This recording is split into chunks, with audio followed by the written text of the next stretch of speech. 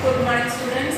Now, Srinivasa 19 is going to present the case study. Okay, the case study topic is Tata Motors Demerging.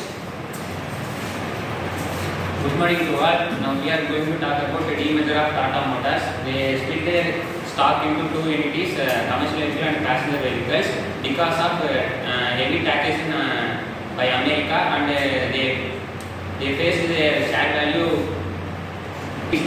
So now team members going to explain the briefly.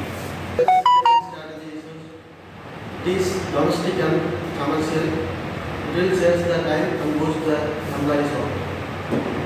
Going to say about taxation. Taxation is the compulsory payment made by a business into the government. There are two types of illegal taxation and reducing donations throughout the business and environmental degradations.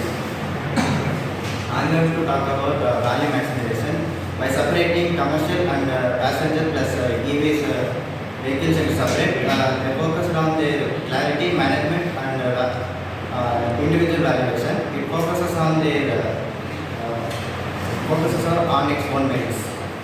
So far we have seen about Tata Motors demerging. Demerging is sometimes when you involve two important sectors. So here Tata Motors has been splitting. They splitted completely the entire shaft into two important sectors. The first sector goes with commercial sector and the second sector goes with domestic sector.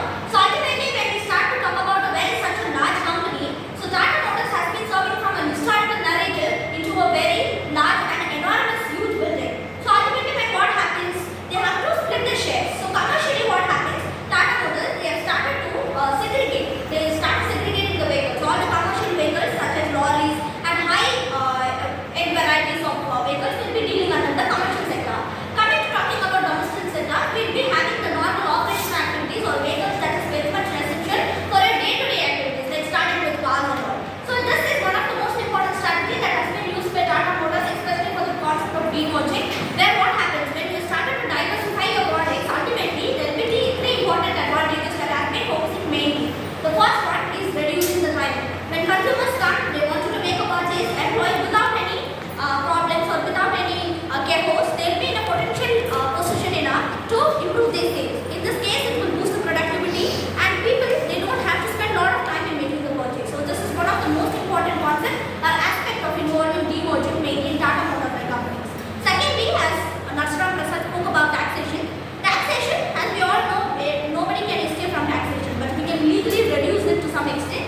So taxation and when businesses, especially for businesses, tax is a very burden, it is like an interpretation or it is like a hindrance. So here what happens, Tata Motors, in spite of paying huge amount of taxes because they are working hard, but without any credit benefit for them, the whole amounts that has been generated during the total of business operation, what happens? The amount directly goes to the government. So in this case, what happens? Whatever the profit that has been earned by the business, without any credit facilities, it directly goes and falls into the hands of the government because they have so much of concentration of power in their hands. In this case, what happens? They can involve in some other social activities. Instead of providing monetary funds, they can involve in some types of non-monetary services like promising people to provide so much of services that goes with UBI services and so many other like reducing the environmental degradation, as well as providing donation, charitable trust, running those of institutions and so on. As discussed about wealth maximization, every business works towards the goal of earning business and earning profit or increasing or maximizing welfare as well as wealth. So in this case, what happens? In spite of being very selfish, they have to think about the people because people, they provide four factors of production that goes with land, labor, capital and entrepreneurship. In return, what happens? These are the factor inputs. In for this particular thing, they also pay the factor outputs that goes with labor, wages,